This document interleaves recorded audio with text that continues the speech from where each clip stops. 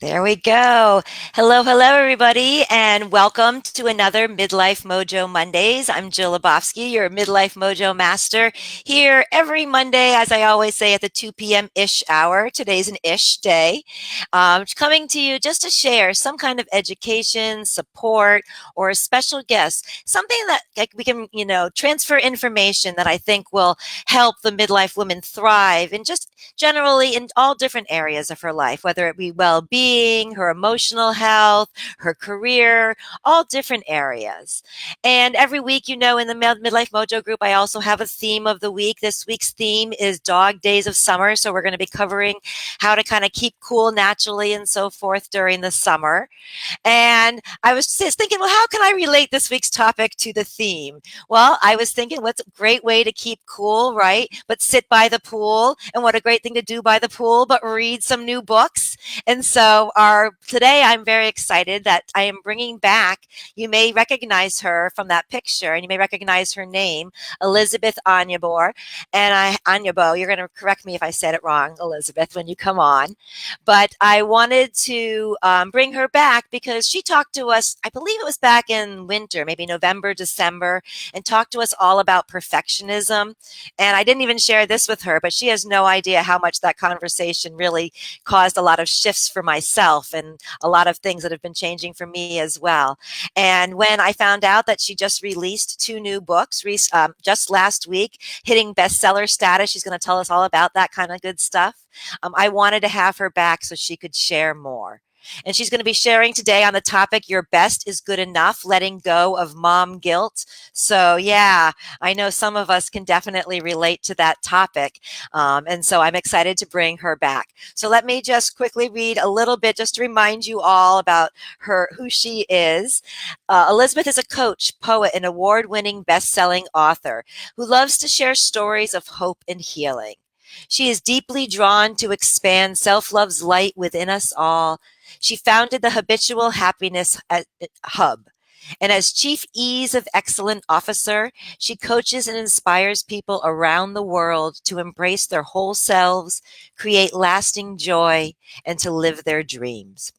Elizabeth is the proud mother of three grown children, and in 2010, she has an adventure and she moved from sunny Arizona to Nigeria with her husband. Just her three books are actually a trilogy, Loving the Child Within trilogy. Number one, which was released in 2016, From the Shadows, A Journey of Self-Discovery and Renewal. And then the two that were just released last week, Escaping the Shadows, A Pilgrimage with Poetry. I'm really intrigued about that.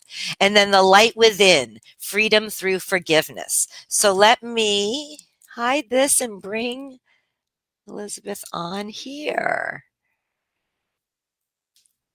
There she is. All right. Jill, so Hel- great to be with Yeah, you. say your last name just so I know I said it right.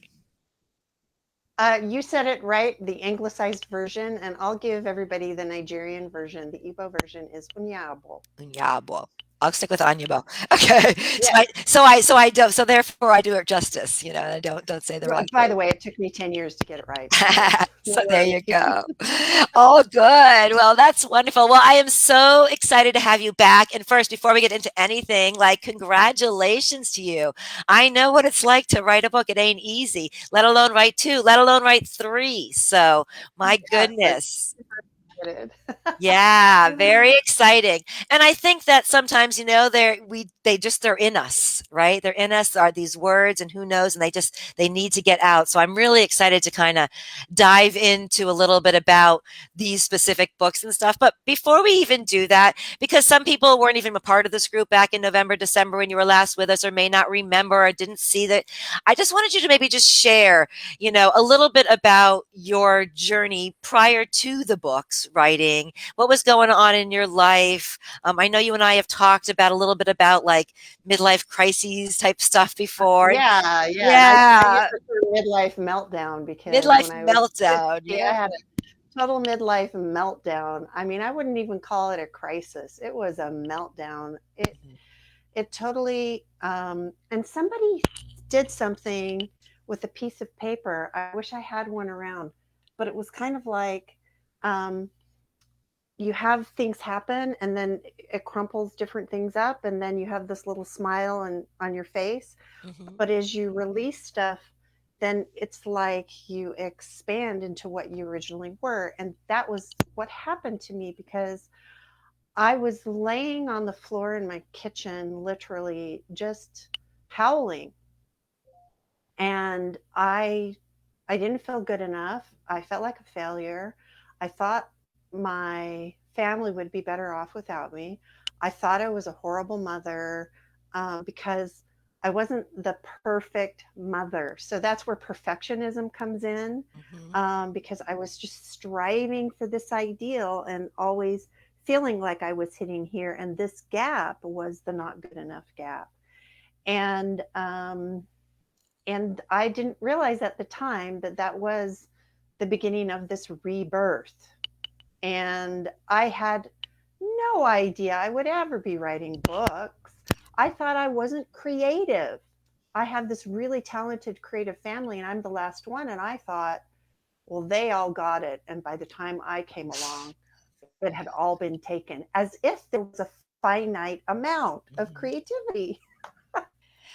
And also, I think too, coming from a family of two, if you're you're seeing well them, and it's kind of, it's sometimes hard. It's like almost competition in your own family looking. So to be able to Yeah. know that you have this, um, like you said, this vast amount of creativity that you can tap into at any time, and to learn that is so important. Absolutely. Hmm. Yeah. And basically that time in my life, I was actually super successful in my career. And the money, the house, the car, the titles, all of that external stuff. But it was almost like um, that really magnified the inadequacies I was feeling within. And Hmm. so there Interesting. is an aspect of perfectionism that is imposter syndrome, but you don't really, it's with perfectionism, you don't like get over perfectionism because it's part of our identity. It's about coming to terms with your whole self, right? Yeah. um, but it's not, you don't get over perfectionism because we're like so proud of our high standards. What do you mean? But I do hear what you're saying, and it actually it is actually, to me, right, even that moment had a sense of ease when the way you put it. And you are right that you may not get over it, but it's coming to terms with it, and Yeah. how integrate that into yourself without it causing a meltdown on the floor. Right, right, right. So, that really is my backstory, a little bit. I mean, I've done coaching and leadership development training, and my background is human resources, but author, poet, singer songwriter, Yeah. that, I mean, that wasn't anywhere on my radar in 2012 when I hit my midlife meltdown. Right. So after having that meltdown, like, obviously there was a rebirth, as you said. So did you just, like, I know one of your books is on poetry. So was that something you had never written poetry before, and just things started flowing to you? I mean, how did that kind of? Yeah, so here's what happened with poetry. Mhm. Um, I think in high school, I had an assignment to write a poem or something. So I Mhm. did, and I thought it was terrible. And I, you know, I just shoved it away because what? Not good enough. Hello, perfectionism, Yeah, yeah, right? yeah. And and the funny thing is that I was learning German in high school, and I did a lot of poetry recitation. So I competed in language fairs and I would recite poetry in German. So I Oh. enjoyed poetry, but I thought I was terrible. So what happened was in a year after I had my midlife meltdown, as I was, struggling to figure out like what's going on. Is it because of my autoimmune issue with Hashimoto's, or is it Mhm. because I'm an empty nester? Is it because I've, you know, moved thousands of miles away from my kids, who I think the youngest was like 20 at the time. And, was it these things that caused the perfect storm? No, it was the perfection storm. Yeah. And Interesting. Yeah. yeah. And so one day I was struggling to really shift this disagreement that I had with my husband, and I thought, well, how can I do this, like, not tit for tat or not, back and forth. And what happened was a poem came to mind. Alone I stay, he's gone away, just for a few. That's rarely true. A tropical prison filled with sun, one to have fun. No beach today, he's gone away. Now, that was in my first book, but that was kind of the first poem Wow. that came to me. And I was just like, well, that's interesting. And this is a credit to my husband, right? Because when I sent him that poem about it, really expressing the really deep need that I had for this girls' weekend that I wanted to go on, and he was like, "What? You don't want to be on? Have spend the holiday with me?" I'm like, "Well, it's like I'm with you a lot. I need this, right?" And he sent me a poem back, Wow. and then I sent him Wow. another poem, and he said, and without arguing, without big huge disagreement, it was just like it was so effortless. It was so beautiful. It was a beautiful conversation. I mean, what a And connection, to have that. Yeah. yes, yes, and my husband does write songs and things like that, but he's always kind of pushed those to the side. So I thought, oh well, he's so creative, Yeah. Yeah. So everybody else is creative but me. Yeah. But I was going to say, um, it's about the third time you've said that. So yes, I can see where, yes, yeah, yes. yeah. But can I So just say one the little thing here? I want to just point this out though. But I think as midlife women, that is like the thing that so many of us doubt our gifts, right? I mean, because we have this comparison to everybody else, right? Or they must be better, or they have more experience. And a lot of us have maybe been stay-at-home moms, and like now we're kind of going out there, but like, what are my gifts, and who wants to hear my gifts? So, like, so yeah. amazing, Yeah, what who you're doing. am I? Like, who am Yeah. I really?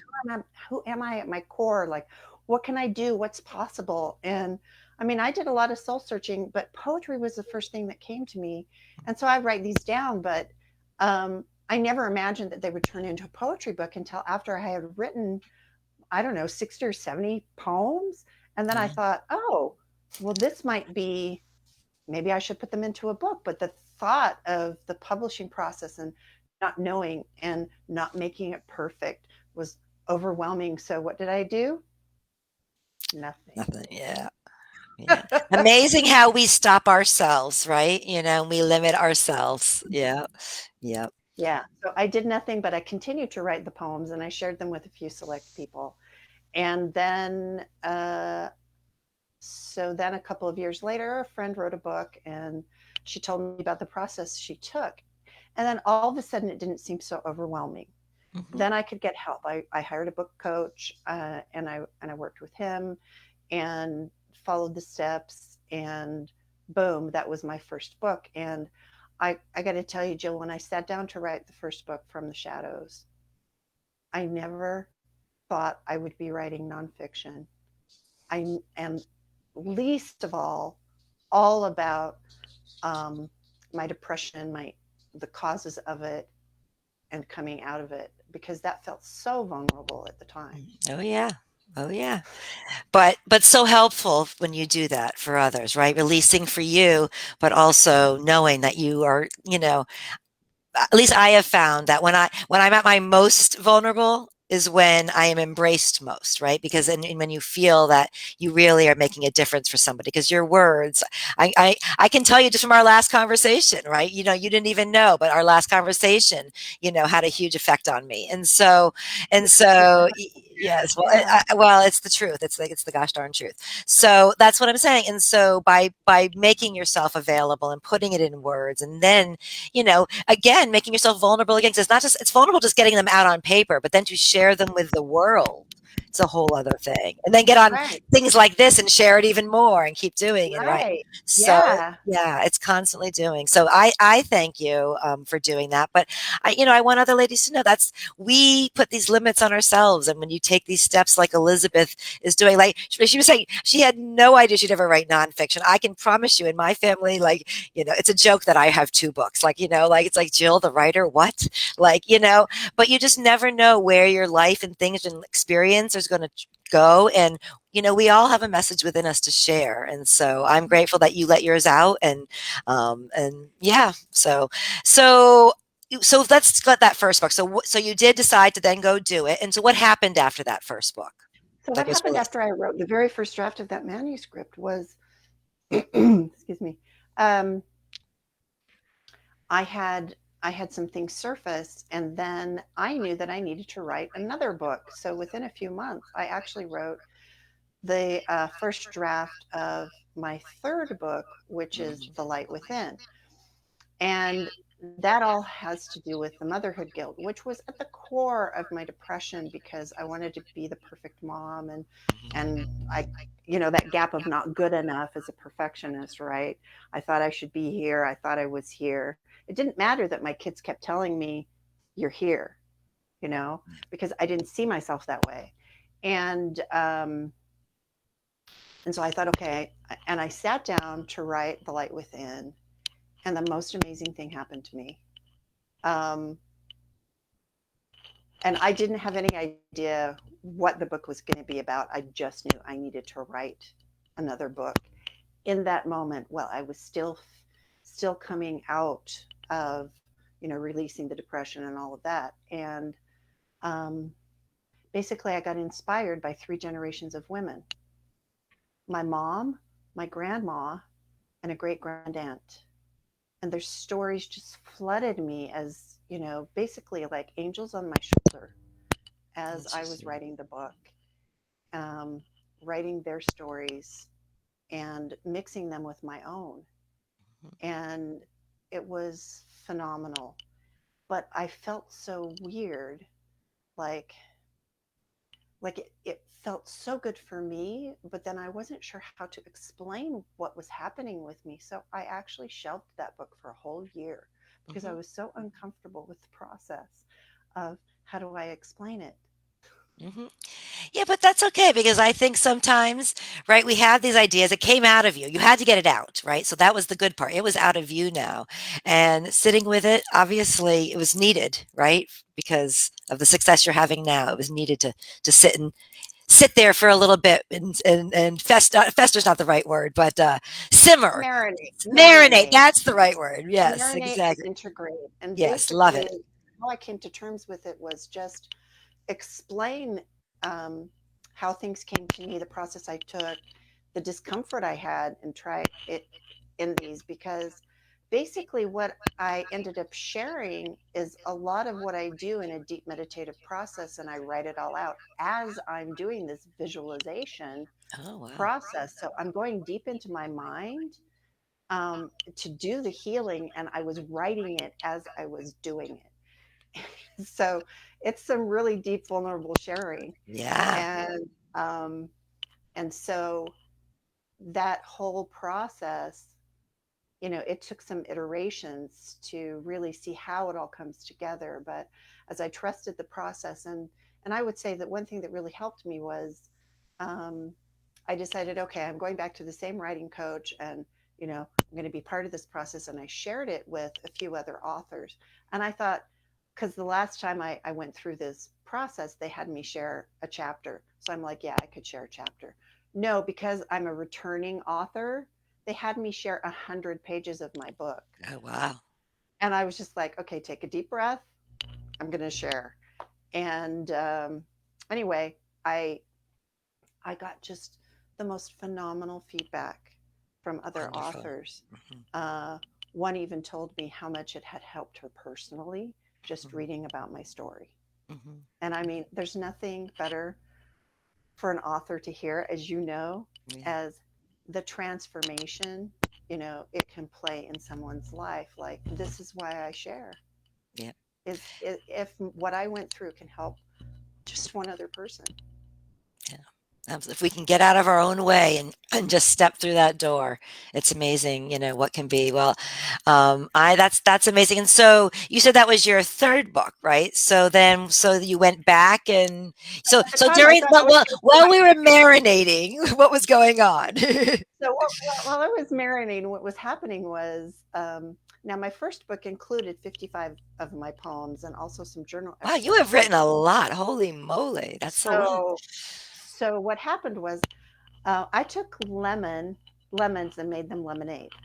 So what happened was I had this professional reviewer who reviewed From the Shadows and said, "Yeah, it was a great book, and I understand, like why she included all this poetry, but to me it interrupted the flow of the narrative." And I thought, you don't get it. Like the poetry was the crux of how I kind of came out and dealt with my emotions, and this is a poetry book filled with narrative Okay. and journal excerpts from the shadows. Hmm. It's not it's not a narrative book that I added poetry to it. You know what I mean? Hmm. Yep. So then I'm like salving my wounds, thinking, well, lots of people really just like poetry. Maybe I'll just do a poetry book. Hmm. And I sat down after I got that review. I stayed up to like 2 in the morning or something like that, and I just put all of the poems that I had so far into a book, and came up with the title. It just went boom. Yeah. Escaping the Shadows, A Pilgrimage with Poetry. It just came up. So uh, then I was like, okay, so let me just write a few more poems. So over a period of time, more poems would come. And so what And types of poems are they? Are they poems of like what is there different subject matters? Is broken down in the book that way or basically, it's a transitional because it ended up being kind of transitional between the depression and the mom guilt. And by the way, childhood trauma came up for me after I'd written the first manuscript. So part of the third book is really diving deep into that. Letting go of my own mom guilt was also letting go of the blame I had, feeling that my mother hadn't protected me. Mhm, So it's a transition of all of that. So it's got the depression, it's got the spirituality, it's got the healing, it's got some whimsy. mhm. Like when I was having my midlife meltdown, I had gained a lot of weight, and so I wrote a poem about my clothes and how they didn't fit, but it's a Right. funny poem, and the shape of the poem actually is a shape of a fat belly. Oh, interesting. Yeah, I love it. I love it. I love it, love it. It's so poetry has never been anything that I have that's not it. That's not within me. That's not my creative thing in any way. And I'm always just so amazed that when I sit there and I read people's stuff, I'm like, where does that like deepness come from? It's amazing. And I think where it comes from is this deep, I mean, it's a deep place that you're really pulling from when you write in that way, where Yeah, it's because not mhm, it's not Dr. absolutely. Seuss, rhymes. It's coming Well, from some of mine are rhyming. yeah. Um, like I have one about depression, and it's all rhyming, and then some of my poetry turned into songs because I heard a tune to them. So I'm working on an album next. So, or maybe not Oh, next, but wow. that will be It looks like you got something. somebody in your household who could help you with that, so that would be a little nice partnership there. That's wonderful. Yeah, and so what I love, and I think, what I've heard as you just kind of said this, and I hope that you ladies are hearing, is that you were open, right? Like you kept saying, you're open to whether it's your spirits or whether it's the voices or whatever it is, but you're open to opportunities that come, right? So here was somebody kind of didn't said a little negative thing about what you had written, right? But from that, you heard something different, and you were able to like sit down in hours, just put everything together. You kind of getting these messages that that just keep moving you forward. And I think if we are tuned into ourselves and listening to ourselves, then we can hear these messages that can guide, guide us in these different directions. And I think that you're a prime example of that. Just like the evolution, you put one book on hold, but another one came, and then you go back, and now it's kind of come full circle, and now it's we know, so sometimes our direction isn't this way, right? It's this way and that way and this way and that way, and then we get to the point we want to be at. Us perfectionists don't like that. We like A to B. You know what I'm saying, without those twisty turns. But what you've shown, me, and what you've shown in just what your process is, that the twists and turns are, a necessary part of it as well. Yeah, absolutely. Because the thing is, those twists and turns have actually made things better and improved than what if I just went from A to B. But Mhm, having this little kind of zigzag in a way, I'm I'm actually still getting to B, but I'm getting to an even better B mhm. than I I could agree. have imagined. Yeah. Um, so it's just been really a beautiful process. S- And Was there anything surprising about the process at all for you when you were going well, through it? a couple of things that were surprising, and I mentioned about Yeah. my mom and my grandma and my great grand aunt, Hmm. and how their stories. Um, so first of all, their stories coming to me and realizing how much we have in common, and I I guess from a mom guilt standpoint, I really didn't know how common it was. I mean, it's almost universal that almost every mom has some sense of guilt. Now, granted, not everybody wants to kill themselves over it like me, but Right. every mom that I've talked to, when I talk about mom guilt, has a story to tell. I mean, Hmm. more than one, but it's Yeah. like sharing about my issue has kind of opened up other moms and realized, you know, we're not the only ones. Like almost every mom feels this way. And by the way, it's not exclusive to moms. Dads do too. Yeah. They just don't talk about it so much. So every parent kind of, they want to do the best for the kids. And you don't have to be a perfectionist to feel like you're not. So I think this was kind of the surprising thing. Like I was writing about my own journey and story, but it's such a universal story, Hmm. you know? I, I so agree with that. And I mean, so this, right, this parent guilt thing, right? And I agree with you about the men and the women, because I know that they, don't have it as well. But I think that, um, when you feel like you're not alone, right? I think it's so nobody wants, this is what I was going to say, because nobody wants to talk about it, right? Like, what I'm saying? Because nobody wants to look like a bad parent, or nobody Yeah. wants to express it, like, and so forth. Like, here's something little, like something totally stupid that still to this day I feel guilty about. My son was a couple of weeks old. I had him in one of those baby slings, and I leaned, bent down to get something on the bottom shelf, and he fell out of the swing, probably fell that far, right? But I never told a soul. Like, I told my husband, but I told him to swear, because what would they think of me, right? And Right. then Not perfect. when anything would happen to him, was it because I dropped him that time? Because I dropped, what I'm saying? Me and my son is like, brilliant, superstar student, all those kind of things. But it's that little, right here it is 20 years later, and I still like have that little bit, it took me a lot to even share. So I think that being putting it out there as a topic of a conversation allows people like me to come out here and then say that story, right? And feel like Yes. it's okay, release some of that. Thank you for Or sharing. And like, there have you you ever said that publicly go. before? Not publicly. No, definitely not Yeah. publicly in this. Yeah, So thank you for sharing that because I yeah, think that gives, it's like, oh, well, look, Jill, she's got it all together, blah, blah, blah, right?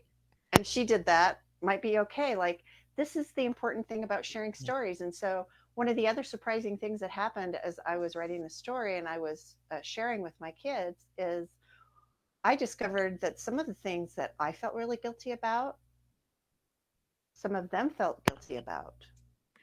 mhm, Okay. yeah, And by me talking about how my process of forgiveness, it actually opened up for them to love it. release their own. Hmm. And, it wasn't mom guilt, it was just guilt about Yeah, a specific situation. Right. And I had put the blame on me, but then a couple of my kids had put the blame on themselves too in the same situation. And then talking with my husband, like, so it's been kind of a healing process for some Yeah. situations just in my family. So that was a really wonderful kind of and unexpected Yeah. um, surprise. Without a doubt, and I think also, when I hear that, it reminds us, right? We all live in a very self-centered world, right? It's all right, like, and so we you have like 3 people, 4 people in the same situation, but you've all perceived it differently, right? But Mhm. we as the mom take it on, right? We take it on because that's as ours, and had maybe that conversation happened years ago, all the pain we could have saved ourselves, right? And the discussion that could have opened up for them as well. So I think it's good to know that sometimes when we look at these situations, we feel so guilty, maybe to look at them from a different point of views and different eyes, that maybe it wasn't all us, or maybe there were other things going on, or so forth, so that maybe we can release a little bit of something. I don't know. I'm just, that was what kind of Yeah. when you were talking, I was hearing for myself. Yeah. No, and that is the central message of the light within is to look at things from other perspectives that we tend Well, to then look you from you got one that point across. perspective, Yeah. right? Yeah. And so I think that was really the beauty of the book, of having these stories integrated with my own, from my mom, my Mhm. grandma, and a great grand aunt.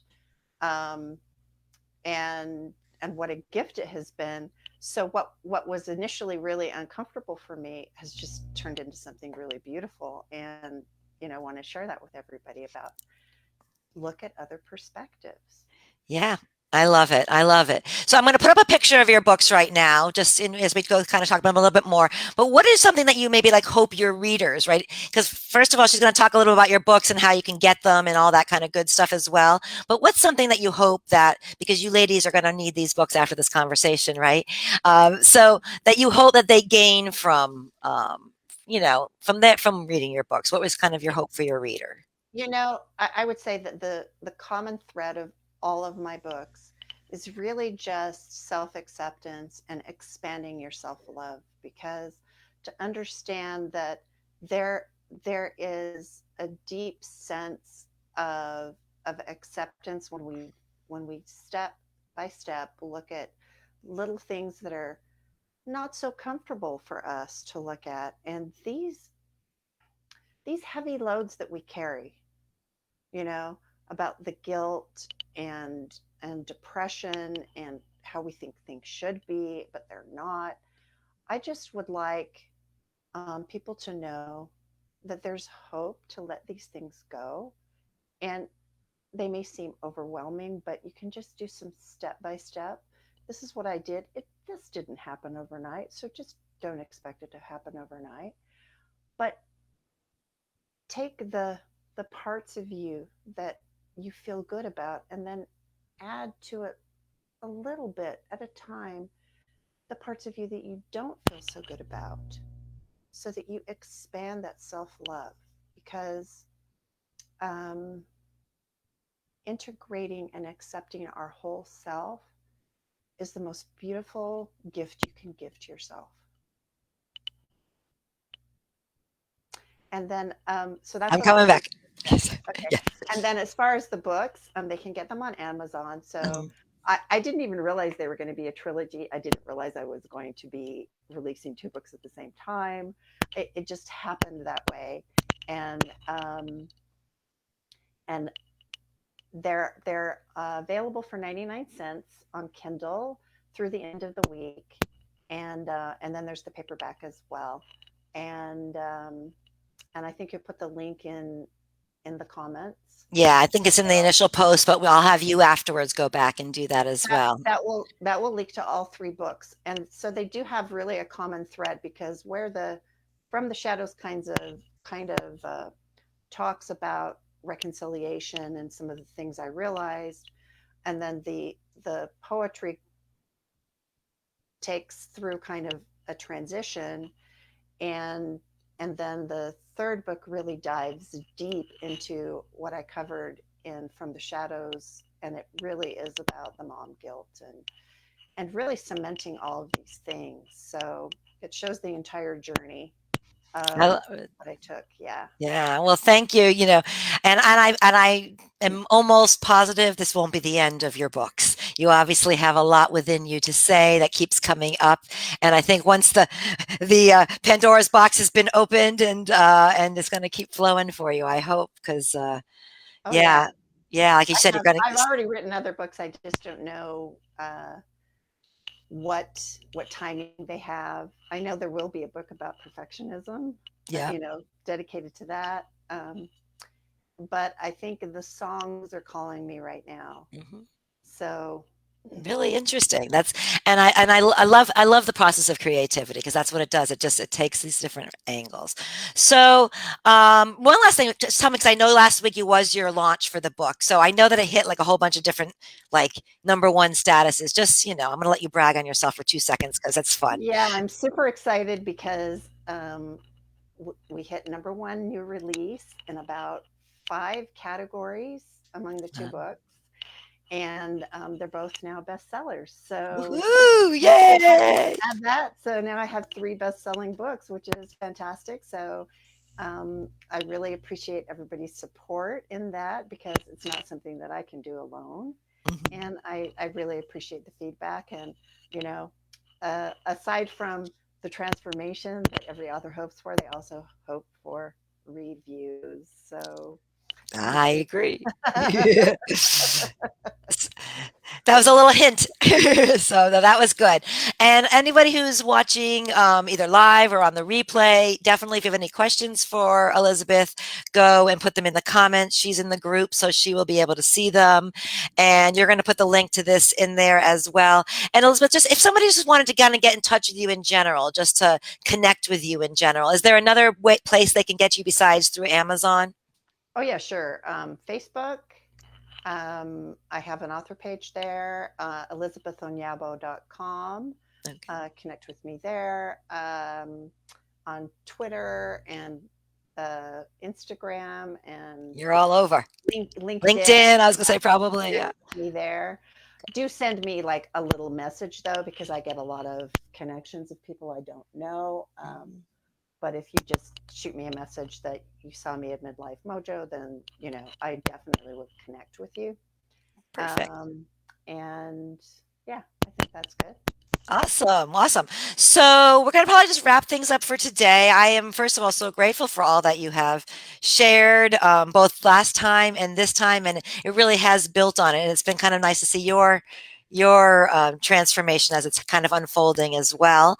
So, since we've been talking a little about mom guilt, and that's kind of the top today, maybe what is your one piece of advice to have, one, ha ha ha, but one piece of advice that you have for moms to let go of their guilt?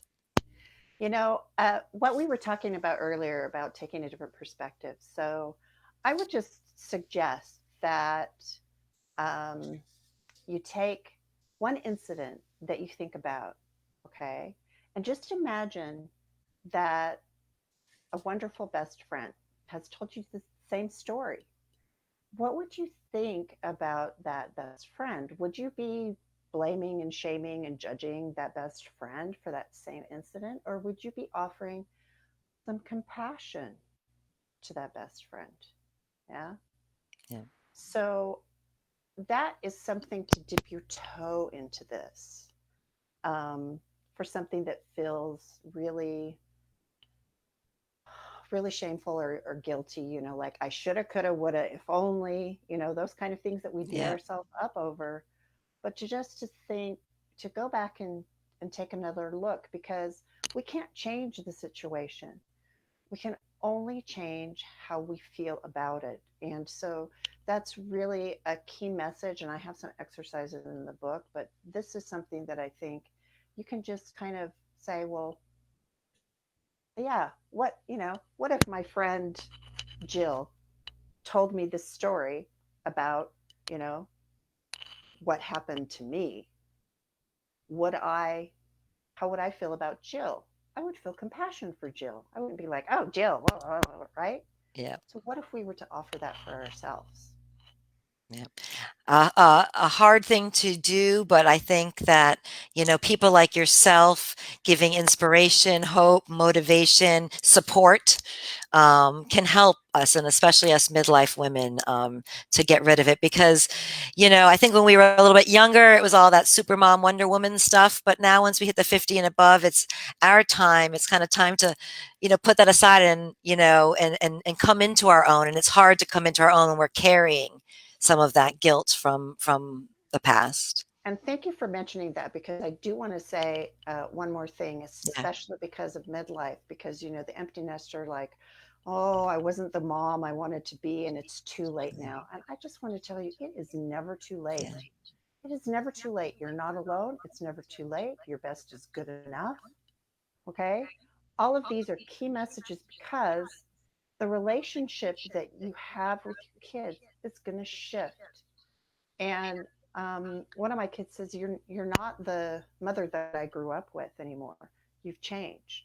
And my kids have changed too. And we have a very different relationship, and it's really great. And we're able to talk more and more about these things. Mhm. And you're going to find that too as you start to open up a little bit. It is never too late. And you can always change how you feel about the past, even though you can't change what's happened in the past. Absolutely. I'm glad that you're on that note. Beautiful, beautiful way to end this conversation today. And I truly enjoyed our talk. Well, when you get your next book, we'll have you back again, or your song, we'll have you come on. I don't know if your husband plays guitar. We'll have the two of you. We'll do it all together. But absolutely loved having you today, Elizabeth. So, Thank you ladies, so much. you got her just through this week for 99 cents on the Kindle. But of course, the Kindle and the paperback are always available, all three of those books. So check them out. Let myself and Elizabeth know, give us some feedback. Definitely, like she said, and reviews also very good as well. And that is it. I'm going to send you away. If you would just wait there for me, Elizabeth, I will come back when we are all over just to say goodbye. All right, let me hide you there. All right, ladies, hold on one quick second. There we go. So wonderful conversation today. Just an easy and flowing conversation with Elizabeth, and I hope that you ladies got some pretty, pretty good aha moments there. Because I had another one while she was talking as well, and I'm excited to read through her books. So definitely go ahead and do that. But just to kind of let you know what's going on here in the Midlife Mojo world this week, you should be receiving emails. I'm involved in another gift giveaway. So this one is specifically for women, kind of a summer health reset. So, and there's also this time going to be interviews. I'm going to be being interviewed on Thursday as part of that gift giveaway, but everything is free. A lot of professional women who have come together to share their gifts with you. So look for those emails and my social media posts, and go grab whatever, one and or all of those free gifts for yourself. I also will be looking for or for you all to be looking for this in the next week or so. I will be starting to promote my next Win at Weight Loss. My 6-week program will be starting. I believe I set the date for September 13th. So that is my intermittent fasting and essential oils 6-week course. It is the very last time I will be teaching it live. So there will be some discounted pricing, but this is it. If you've been on the fence thinking about, do I want to get started with intermittent fasting? Do I want Jill to help me, my support? This will be your last chance to get my support live for that period of time. So definitely look for that information. And that is it for another Midlife Mojo Monday. Thank you so much for joining me. I will be back next week. I would say same place, same time, 2 p.m. on Mondays, Eastern Time. And that is it until then. Everybody have a wonderful week, and I will see you in the group. Where's my little video here? Hold on. When you do it all, right here, hold on. Oh, did I erase that? Hold on, I might have deleted it. It's okay. I'll just end it if I did. Oh, there it is. Okay, there we go. Thanks very much, everybody. Have a great week.